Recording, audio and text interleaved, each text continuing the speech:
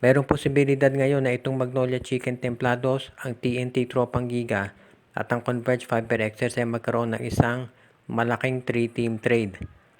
At mukhang ang magiging sitwasyon dito, itong Magnolia Chicken Templados makukuha si Jeyo Ambohot at itong si Alex Stockton.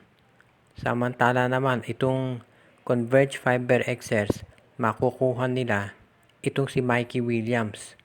At ang TNT Tropang Giga naman, makukuha nila itong si Paul Lee. So parang ganito, ang Magnolia si Jeyo Ambohot at si Alex Stockton. Hindi ko na kailangan pang ipaliwanag bakit itong si Stockton kukunin nila. Nakita natin kung paano ito umiscore, 25 to 30 points para sa Converge. At isa ito sa pinakamahusay na defensive player sa PBA. Si Jeyo Ambohot, 6'7" na scorer yan. Bagay na bagay sa laro at sistema ni Coach Chito Victorero. Ang Converge naman, pag nakuha nila si Mikey Williams, grabe yung kanilang backcourt. Kung meron kang Mikey Williams at Johnny Winston na scorer dyan. Ibig sabihin, pang championship contender na, lalo at nandyan si Justin Arana at yung idadraft nila na si Justin Baltasar. At ang TNT naman, kapag nakuha si Paul Lee, yan na ang perfect na papalit dito kay Mikey Williams.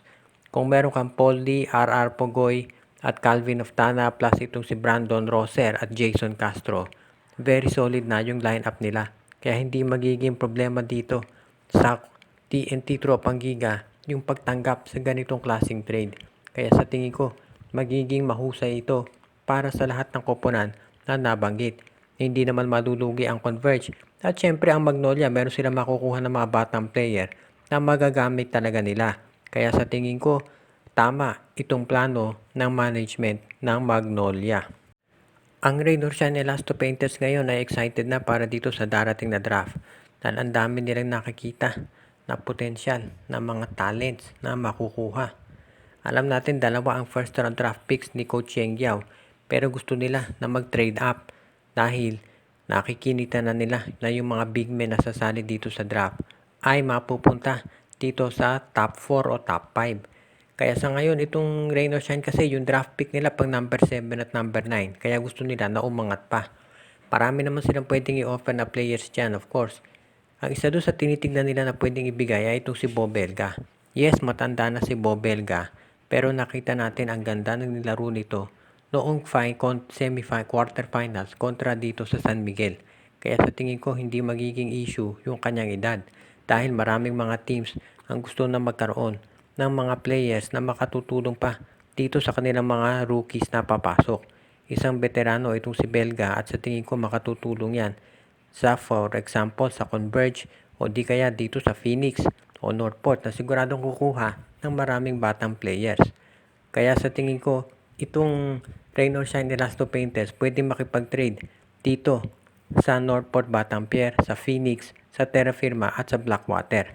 Ang tanong na lamang ay kung sasapat ba kung si Belga lang ang i-offer nila. Dahil syempre kinakailangan din natin i-considera na dahil sa lalim ng draft na ito, merong mga teams talaga na mag-hesitate na magbitaw ng mga players. Ngayon, alam naman natin magaling ang Rain or Shine pagdating sa mga trades at hindi naman sila yung nagpapalugi. Kaya sa tingin ko, pwedeng-pwede na gumawa ng paraan si Coach Cheng Yao para sila ay makakuha ng isa pang draft pick. Actually, pwede nilang i-trade yung dalawa nilang first round draft picks para dito sa isang top position. At yan ay isang strategy na pwede nilang magamit. Depende yan sa magiging takbo ng mga negosasyon.